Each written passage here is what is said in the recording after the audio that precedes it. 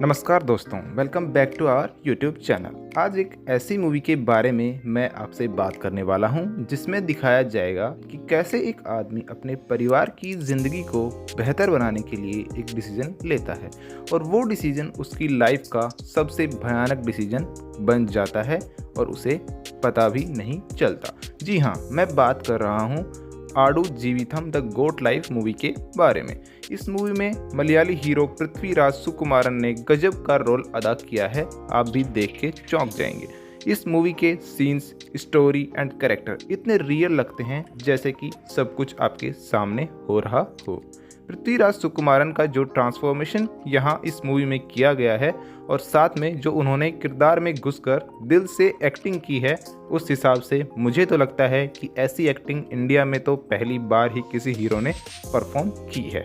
चलिए अब थोड़ा सा मूवी की कहानी से रूबरू हो लेते हैं। यहाँ कहानी है एक साधारण मजदूर इंसान नजीब की, जो कि केरला के किसी गांव में अपनी बीवी के साथ साधारण जीवन व्यतीत कर रहा था। लेकिन गांव में कुछ लोगों को सऊदी अरबिया से आते देखकर और उन्हें महंगी महंगी चीज़ें और ढेर सारे पैसे लाते देखकर उसे भी लगा कि उसे विदेश जाना चाहिए। नजीब जैसे तैसे करके अपने घर और अपनी बीवी के गहनों को गिरवी रखकर कुछ पैसे जुटाता है वीज़ा के लिए। नजीब और उसका दोस्त हकीम दोनों ही सऊदी अरबिया पहुंच जाते हैं।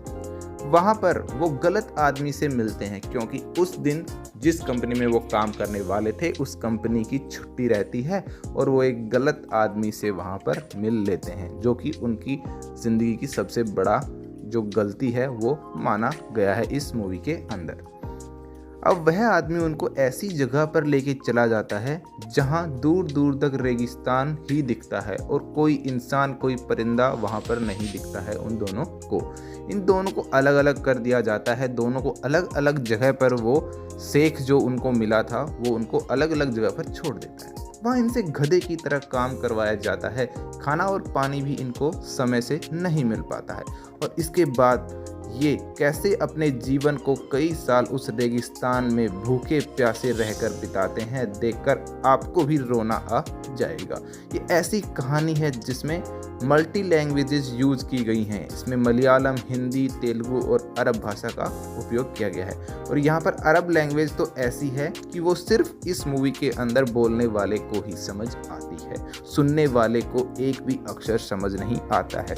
ये मुसीबत से भी बड़ी मुसीबत बन जाती है नजीब और उसके दोस्त हकीम के लिए। इसके बाद सबसे बड़ी दिल दहलाने वाली बात तो ये है कि ये सिर्फ मूवी नहीं बल्कि यह मूवी एक सच्ची घटना पर आधारित यहाँ पर है। हम घर बैठे सोच भी नहीं सकते कि एक आदमी के लिए नहाना इतना मुश्किल हो जाएगा कि उसको सालों नहाने के लिए पानी ही नहीं मिला। वो दोनों हर दिन उस रेगिस्तान से भाग जाने की कोशिश करते रहे, लेकिन जाते कहाँ, कभी उन्हें गोली मार दी जाती तो कभी शेख उनकी पिटाई करते। वो दोनों ही काफ़ी दुखी वहाँ पर हो गए थे। लेकिन इस दिल दहलाने वाली कहानी के अंत में इन दोनों को एक कादरी नाम का मसीहा आखिर मिल ही जाता है, जो कि इन दोनों को शहर तक पहुँचाने का वादा करता है। दोनों उसके साथ चल पड़ते हैं और इस सफ़र में आपको पता चलेगा कि एक इंसान के जीवन में क्या मोल है एक पानी की बूंद का। जैसे ही दोनों भटके हुए राहियों के चेहरे पर खुशी देखने को मिलती है इस मूवी के अंदर, वहीं रेगिस्तानी सांपों का एक भयानक दृश्य देखने को भी आपको यहाँ पर मिलेगा, जो कि दिल दहला देता है हर एक दर्शक का।